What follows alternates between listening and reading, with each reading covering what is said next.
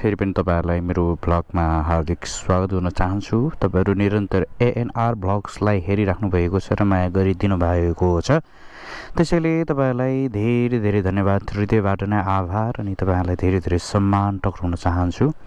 अहिले चाहिँ भने म कुन्ताबेसी भन्ने ठाउँमा छु है। यतापट्टि कुन्ताबेसी यो धानको फाँट देखिरहेको छ जहाँ हराभरा यो काठमाडौँ नजिकै हो। काठमाडौँ नजिकै तपाईको यो धान खेती हुने ठाउँ।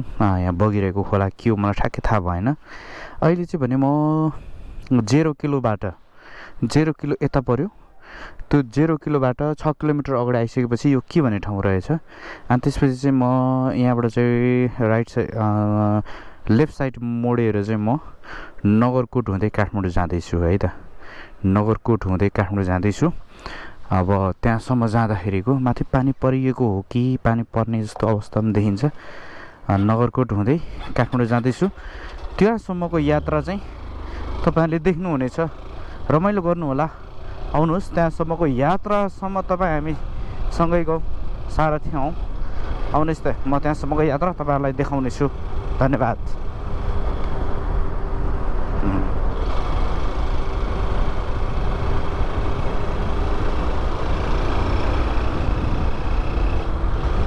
हेर्दै जाउँ, हरभर छ हरियाली झपक्कै।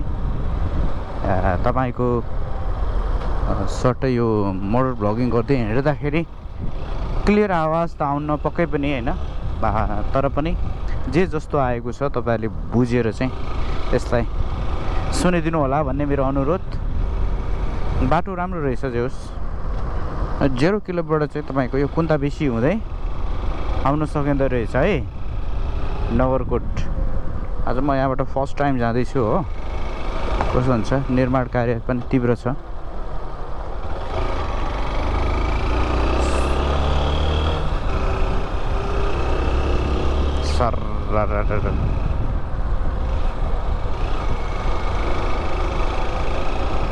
एकदमै गाउँघरको याद दिलाउने, पाखा पखेराको गाउँ याद दिलाउने।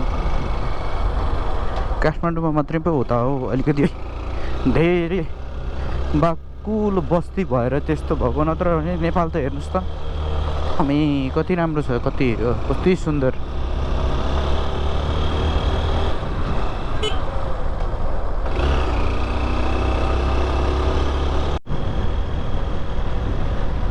पानी चाहिँ डेन्जर आइरहेछ है माथि। आम्बो यार, साँझसम्म पानी अब नआओस् भनेको त झन् पानी कत्रो ठुलो हाइड्रेसन।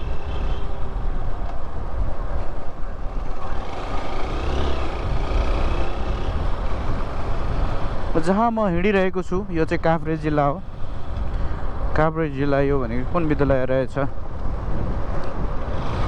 एउटा राम्रो विद्यालय रहेछ, महाकाली रे।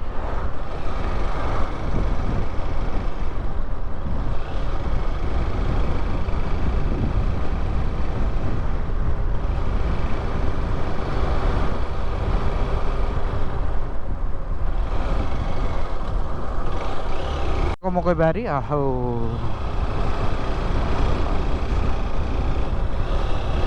माथि डाँडा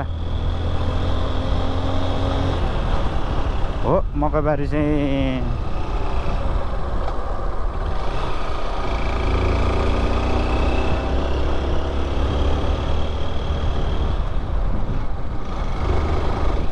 माथि देखिएको डाँडा चाहिँ नगरकोटरी भन्छन्।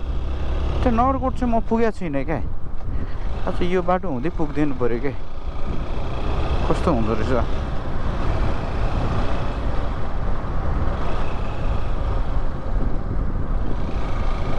आहा, त्यो म यही पोइन्टहरू हुँदै आएको हो क्या। कहाँबाट आएको कुरै नगराउने। मामा हेर त,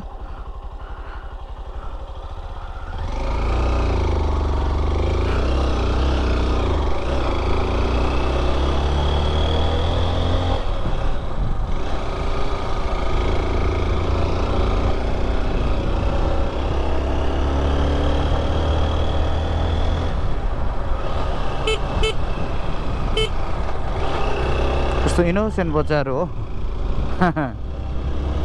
बारी पनि दामी देखिरहेछ।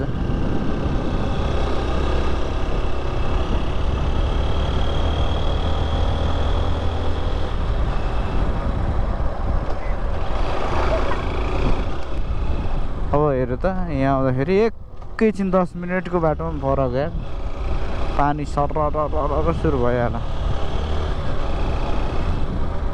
आम्बो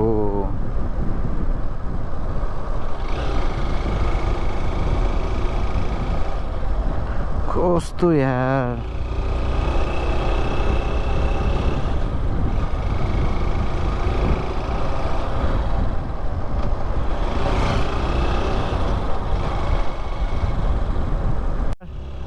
ब्लग बनाउँछु भनेर कस्तो ठाउँमा पानी परेर यार हातरी कस्तो यार अब पानी त्यहाँ हेर्नु त आउनै लाग्यो क्या भेट्टाउनै आँटेँ मैले यार बल्ल बल्ल यार अब त पानी भयो भनेर भएको फेरि सुरु भइहाल्यो त कस्तो यसो त कहाँ मजा आउँछ त नि हो भ्लगै बनाउनु दिन्न यार के भएको यार के भएको यार के भएको यस्तो बाटो चाहिँ दामी रहेछ कि हिलो बाटो चाहिँ हिँड्नु नपर्ने रहेछ तपाईँको त्यो धुली खेलको बाटो चाहिँ फेरि हिलो आम्मा धुलो हिलो कुरै नगर्नु त्यही भएर म यो बाटो चाहिँ अपनाएको थिएँ यो बाटोले कुरो बिगारो बाटो चाहिँ राम्रो छ है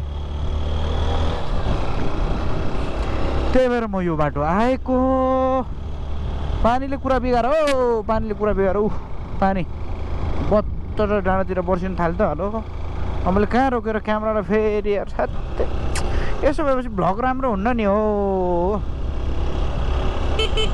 राम्रो त हुँदै हुन्न क्या यस्तो भ्लग क्या फेरि पानीले कता खिच्छ खिचक खिचिक अब यस्तो नर्मल यतिको भए पनि हुन्थ्यो क्या म एडिटिङमा पुरै लाइट सट्ट बढाएर एडिट हानेर राम्रै बनाउँथेँ यस्तो गरिदिएपछि त के लाग्छ यार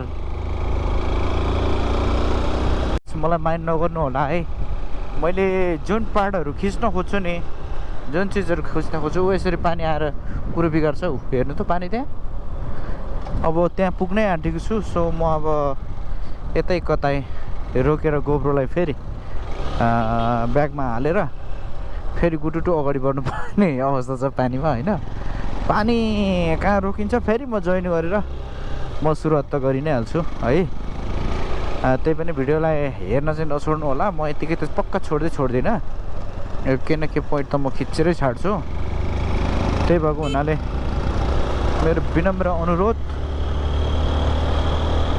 त्यतिसम्म चाहिँ हेर्दिनु होला पानी नपरिन्जेल त म यतिकै छोडिदिन्छु जो पानी पर्छ तब चाहिँ र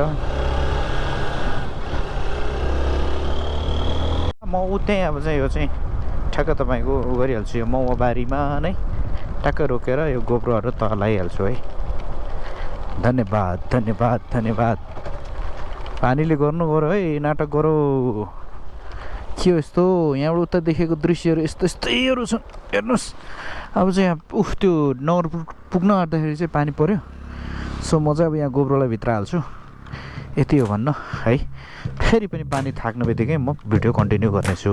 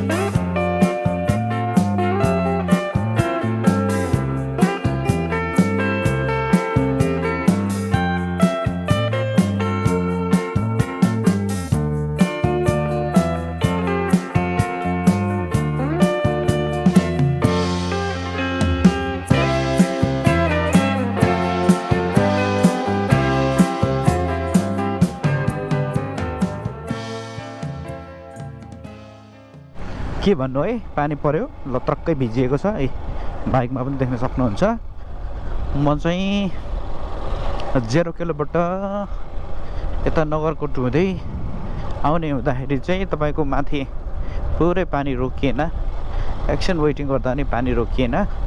तर पनि मैले त्यहाँको फुटेजहरू केही चाहिँ लिएको छु होइन, यसो ड्रोन सटहरू अनि के गरेर लिएको छु। अहिले चाहिँ यहाँ तल धेरै यता आइसकेपछि यो के भन्छ, यहाँ चाहिँ पानी रोकियो। सो फेरि मैले गोप्रो फिट गरेको छु कन्टिन्यू भ्लग होस् भनेर।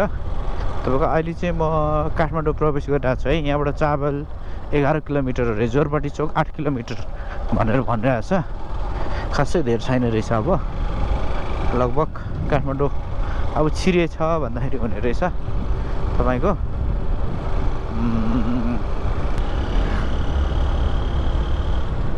24 किलोमिटर कलम्की। बाटो चाहिँ यो धेरै राम्रो निर्माण गरेको, ठुलो एकदम ठुलो छ क्या। फेरि राम्रो रहेछ हौ बाटो सोलिड रहेछ। म तपाईँलाई आधीसम्म दिन्छु, आधीसम्म देखाउँछु।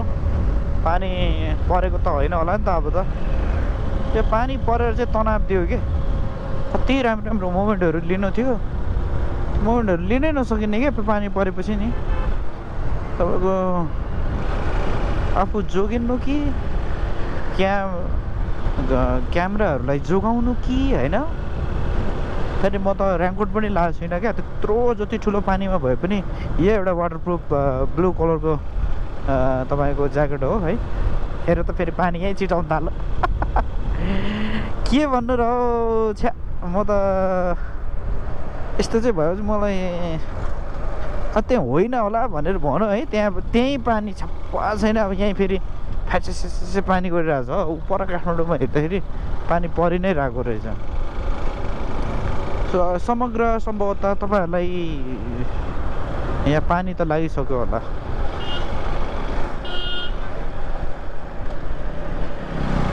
छ्या एकदम झ्याउ लाग्छ कि यस्तो त। म तपाईँहरू कस्तो खालको भिडियोहरू चाहिँ हेर्न चाहनुहुन्छ त्यो पनि भनिदिनु होला। बनाउने कोसिस अवश्य गर्नेछु मैले। तपाईँको जति जाने, जति हातमा सिप छ, आफ्नो ज्ञान छ, त्यति मैले बनाउने कोसिस गरेको नै हो। सो अब यहाँबाट चाहिँ म जोरपाटी निस्किन्छु। जोरपाटी निस्केर म डाइरेक्ट आफ्नो रुमतिर लाग्छु। यति भन्दै मेरो भिडियो चाहिँ यहीँसम्मको लागि यस्तै बन्यो। भिडियो यतिसम्म बनाउनु सकेँ, भिडियो यस्तै बन्यो। धेरै धेरै धन्यवाद। Thank you so much all of you. फेरि पनि साथ दिनु होला। जाँदै के भन्न चाहन्छु भने भिडियोलाई फेरि पनि लाइक गरिदिनुहोस्, च्यानललाई सब्सक्राइब गरिदिनु होला र तपाईँ स्वस्थ रहनुहोस् अनि तपाईँ पनि प्रकृतिसँग नजिक भएर बाँच्नुहोस् भन्दै तपाईँको समय सधैँ शुभ रहोस्। म पनि यो मेरो ब्लगबाट बिदा हुन चाहन्छु। फेरि अर्को भिडियोमा भेट्ने बाचाको साथ म पनि बिदा हुन चाहन्छु। हस् त, धन्यवाद है त हजुर। फेरि अर्को ब्लगमा भेटौँला।